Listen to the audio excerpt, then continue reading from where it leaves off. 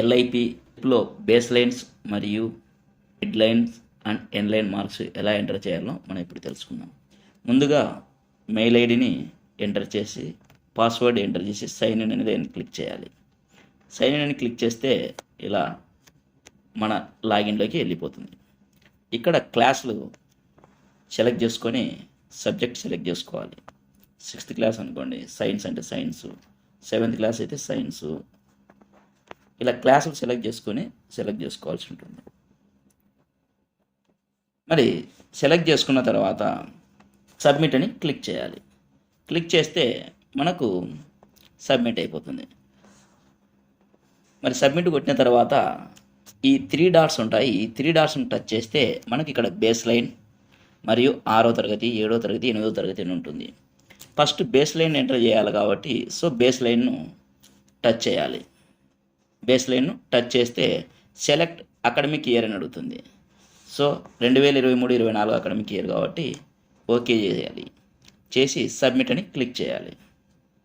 Click చేస్తే మనం ఇంతకుముందు ఏ క్లాసులు అయితే సెలెక్ట్ చేసుకున్నామో ఆ క్లాసులు మాత్రమే ఇక్కడ కనిపిస్తాయి. నేను సైన్స్ సెలెక్ట్ చేసుకున్నాను కాబట్టి 6th చేసుకోలేదు, 7th చేసుకునే కాబట్టి 7th కనిపిస్తుంది, 8th చేసిన కాబట్టి 8th కనిపిస్తుంది. 6th లేదు, 7th సైన్స్ అని కనిపిస్తానే సైన్స్ దగ్గర టచ్ చేయాలి.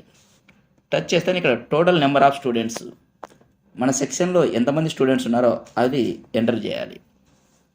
రీడింగ్ ఫ్లూయెన్సీ ఎంతమంది వచ్చినారు బేస్ లైన్లో, అలాగే writing, reading comprehensions, total components అన్నీ కూడా మనం ఎంటర్ చేయాలి. ఎంటర్ చేసి సబ్మిట్ అని టచ్ చేయాలి.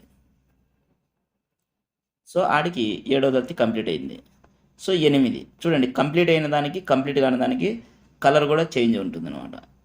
8th క్లాస్ కూడా అలాగే ఎంటర్ చేయాలి.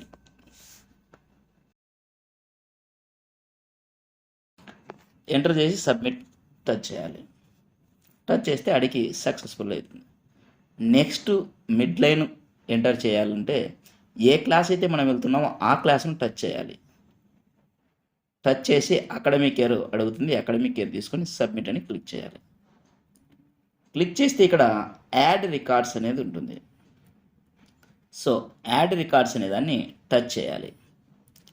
టచ్ చేసి సెలెక్ట్ మానిటరింగ్ మంత్, ఏ మంత్కు సంబంధించింది, ఇది జనవరిది కాబట్టి జనవరి తీసుకోవాలి. నెక్స్ట్ రీడింగ్కి సంబంధించింది, రైటింగు, టోటల్ కాంపోనెంట్స్ అన్నీ కూడా వచ్చినటువంటివి ఎంటర్ చేయాల్సి ఉంటుంది. టిక్ మార్కులు మాత్రమే ఎంటర్ చేయాలి. ఎంటర్ చేసి సబ్మిట్ క్లిక్ చేయాలి. క్లిక్ చేసినప్పుడు మాత్రమే ఇక్కడ కింద బేస్ లైన్ నవ్వు అనేది 2 కూడా వస్తాయి. ఫస్ట్ ఉన్నప్పుడు రావు. నెక్స్ట్ అలాగే 8th క్లాస్ తీసుకోవాలి.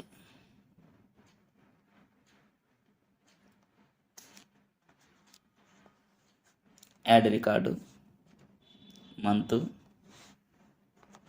ఫ్లూయెంట్ రీడింగు, టోటల్ కాంపోనెంట్స్ అన్నీ కూడా మళ్ళీ ఎంటర్ చేయాల్సి ఉంటుంది. సబ్మిట్ అని క్లిక్ చేయాలి. ఇది మిడ్ లైన్. మరి ఎండ్ లైన్ ఎలా ఎంటర్ చేయాలి? మళ్ళీ ఇప్పుడు ఆల్రెడీ 8th క్లాస్లోనే ఉన్నాం కాబట్టి 8th క్లాస్లోనే యాడ్ రికార్డ్ అని తీసుకోండి.